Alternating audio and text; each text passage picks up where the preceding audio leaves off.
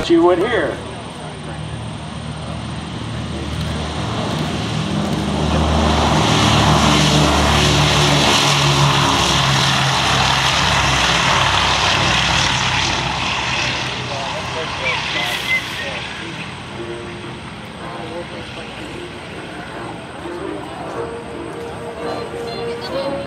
And then all day long, if you live next to a military training base, you would hear the sound of training as Jim Lavelle takes off in his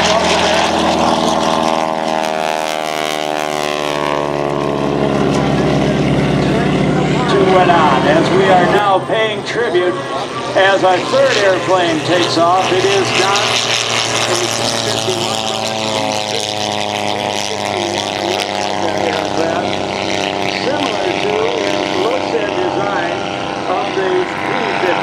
Pilot is Bill Colino. It is the Titan aircraft version of a scaled-down T-51. Bombing rates were devastating to our Allied bomber pilots.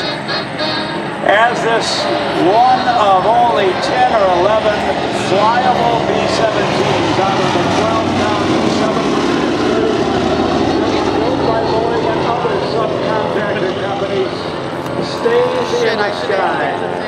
The Commemorative Air Force, the Yankee Air Force, the Canadian Warplane Heritage, and the Warbirds of America have one goal: keep them flying, keep them in the air. That is done not with government money, it is done with fundraisers. We work as volunteers to sell items pertinent to the B-17. And living in Ann Arbor, Michigan in the summertime during the air show season, that B-17 is busy giving rides on Wednesday evening. The rides help defray the very high maintenance and fuel and operational costs of the B-17. While there are more B-17s in existence at any given time, there may be only 9 or 11 it dances back and forth that actually can take to the sky and fly. After the war, they were surplused out as cargo aircraft and firefighting aircraft, and the one that just came to the Air Force,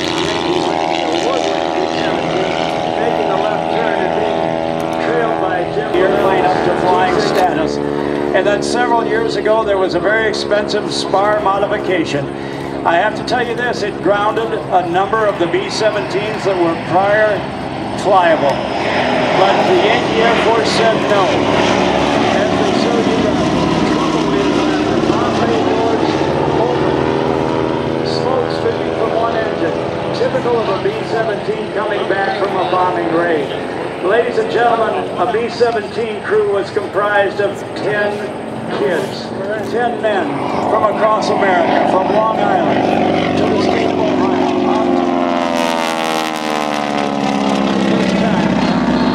Very first mission, they might not come back.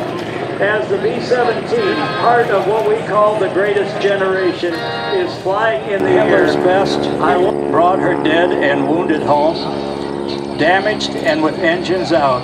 It was oftentimes alone. Born of war but seeking peace, she carried valiant men into the very jaws of death and brought them home again. Berlin, Frankfurt, and countless other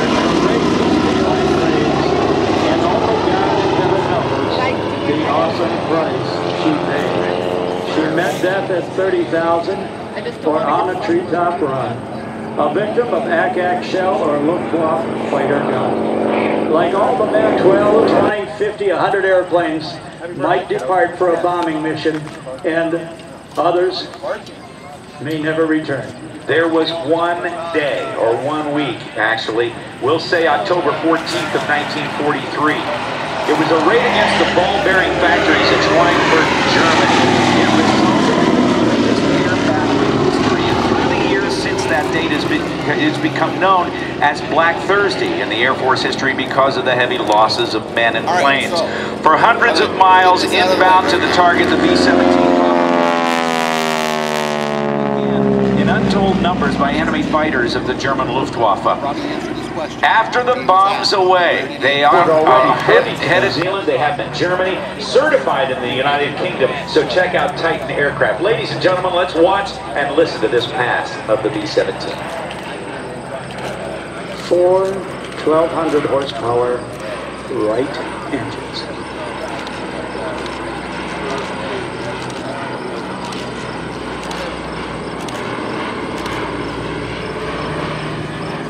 I'll make sure she gets down. I will. I gotta get away. As the B-17 fades to your left, low to your right, the aircraft that trained the combat pilots, the advanced trainer, the T-6 of Jim LaBelle. And with its rudder shot out, low and to your right, the B-17 with major damage.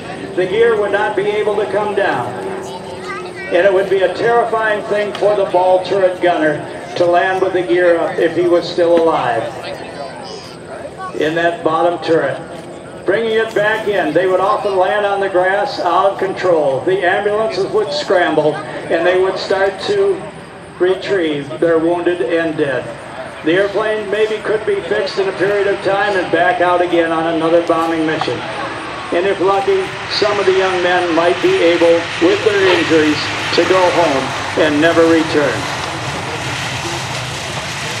That B-17 bomber that we see coming back in, the Yankee Lady, was one of the G model of the B-17s, the most produced of the type of B-17 bombers, with that chin turret that gave the B-17 way more off-the-nose protection because of those 250 caliber machine guns. There were about 8,680 of the B-17s that were built by Boeing, also Vega aircraft and Douglas.